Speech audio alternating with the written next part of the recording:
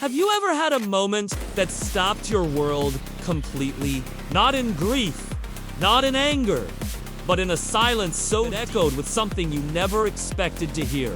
Before I tell you what my son said, I want to ask, where are you watching this from? Which city?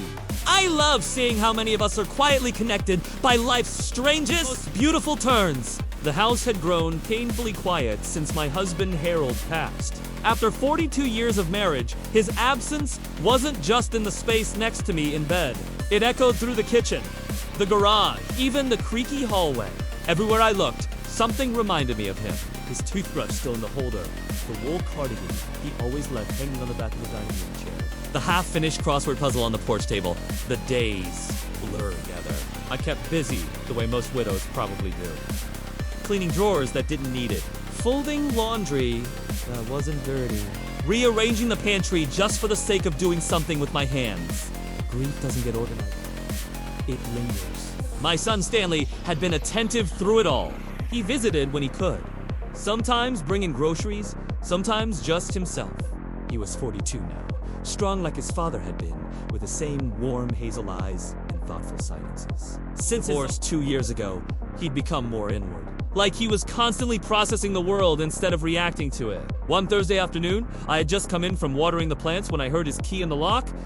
I turned and smiled instantly. My heart always felt a little lighter when I saw him. "You're early!" I was brushing my hands on a towel. He smiled, but there was something behind his eyes. "Oh, wait!" He hugged me gently, not rushed, holding on longer than usual. "I thought you might want some company today," he said softly. I didn't ask why today of all days. Truth was, I did want company. Something told me he wasn't here just to check on me. We sat in the kitchen for a while, sipping coffee. The breeze blew in through the open window above the sink, carrying the scent of freshly cut grass. Outside, someone's dog barked lazily. Life, it seemed, kept moving, even when I felt like I'd been standing still for months. He leaned on the table, hands wrapped around his cup, his knuckles tense. I knew that look, the same one he had as a boy when he was working up the courage to ask me something difficult. "Mom!" he finally said, not looking at me. "Did losing Dad make you feel like part of you disappeared too?" The question caught me off guard. "What do you mean?" I asked gently. He hesitated. "I mean, did losing him make you feel like part of yourself went missing too?" I felt my breath catch. I looked down at my hands, wrinkled, faint, a little shaky these days. "Yes," I said. "That's exactly how it feels." There was a long pause. Stanley stood, walked slowly to the window, turned around, and leaned against the counter. "I think I lost a part of myself when you did. Too," he said quietly. "You were different with Dad around, always on your toes, always smiling, but guarded. I felt it even as a kid. I always wanted to be closer to you. But there was this wall, invisible, but real." I blinked, my throat tight. "Stanley," I began, but he held up his hand gently. "I'm not saying this to hurt you. I've just been thinking about it. Since Dad's funeral, I feel like I see you, the real you, and I want to know that person, not just as my mother, as you." His words both stunned and warmed me. I wasn't sure how to respond. Then he pulled out a box from his coat pocket. "I found this when I was going through Dad's things," he said. I took it gently. It was smooth and worn. I smiled at it, but also felt a deep pain of sadness. "I barely recognize her," I whispered.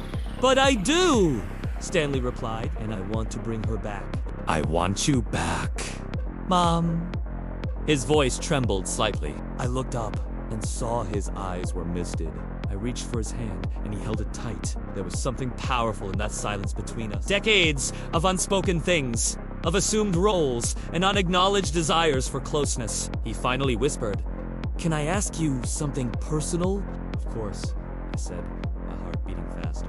"Would it be okay? More about things we never did before? Not as mother and son, just two people trying to make sense of the years we lost." There it was. Not inappropriate, not uncomfortable, just deeply honest. I nodded. And for the first time in a long while, I didn't feel quite so alone. The hours after Stanley's visit lingered in my mind, like the scent of his aftershave in the hallway, faint but unforgettable. I sat on the porch, watching the sun dip below the neighbor's maple tree, my fingers tracing the edges of that old photograph he had given me.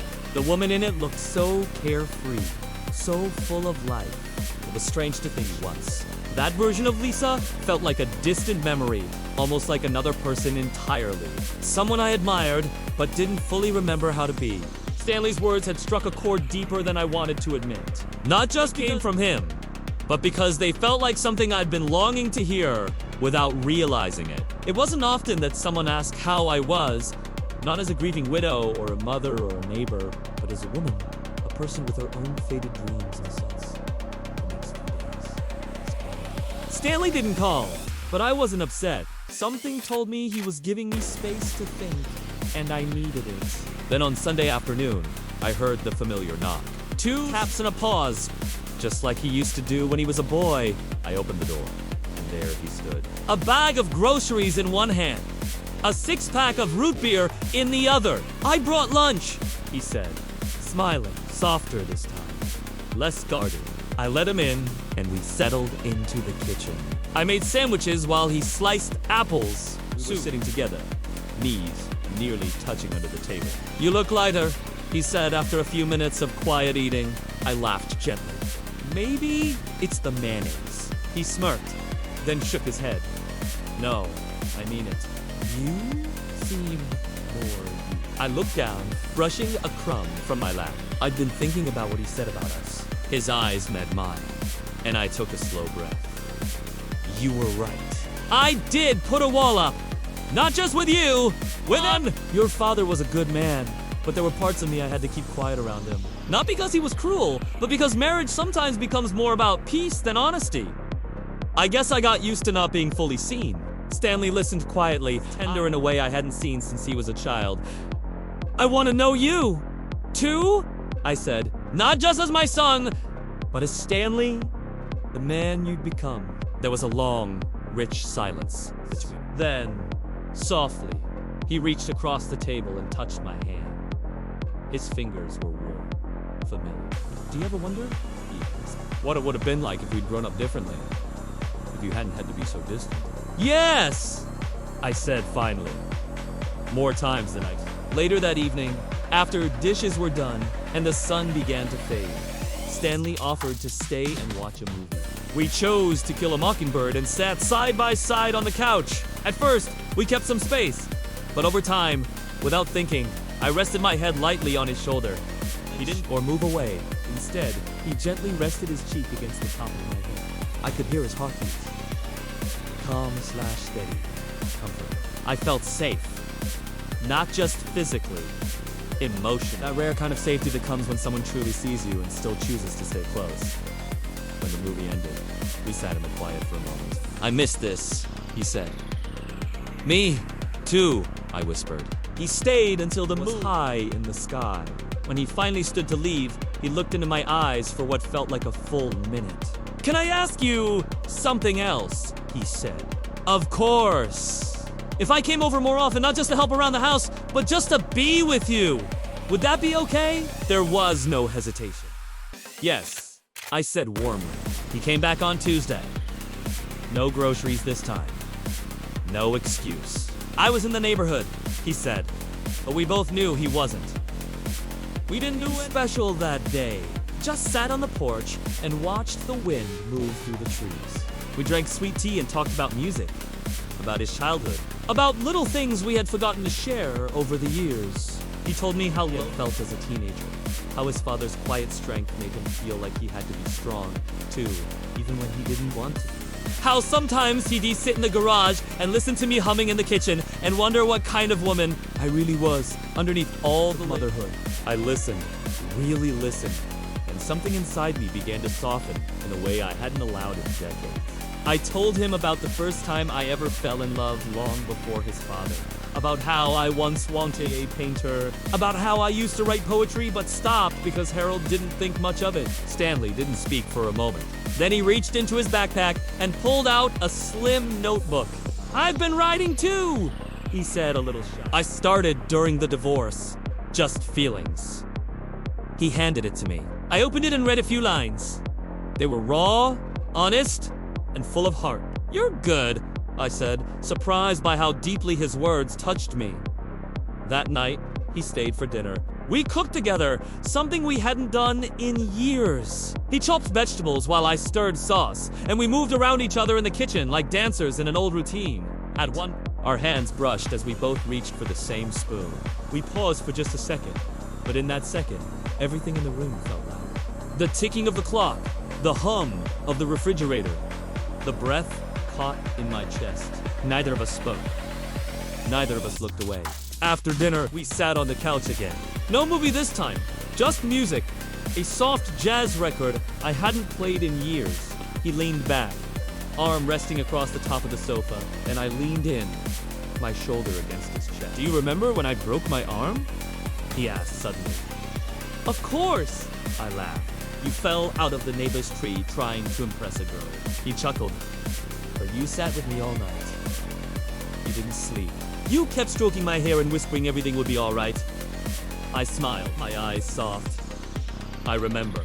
I wasn't in pain, he said quietly. Not after you helped me like that! We sat in silence, thick with memories. He turned toward me, gently brushed a strand of hair from my face. His eyes searched mine, not hungrily, not inappropriately, but earnestly. Then, he rested his forehead against mine. We stayed that way a long time. When he stood to leave, softly, I don't know what this is. Neither do I whispered, but it doesn't feel wrong. It feels like something we were both missing.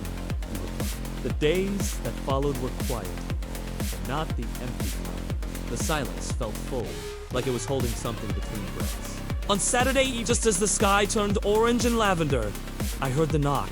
Same rhythm. 2 short taps. A pause. I opened the door. There he was. We didn't sit apart this time.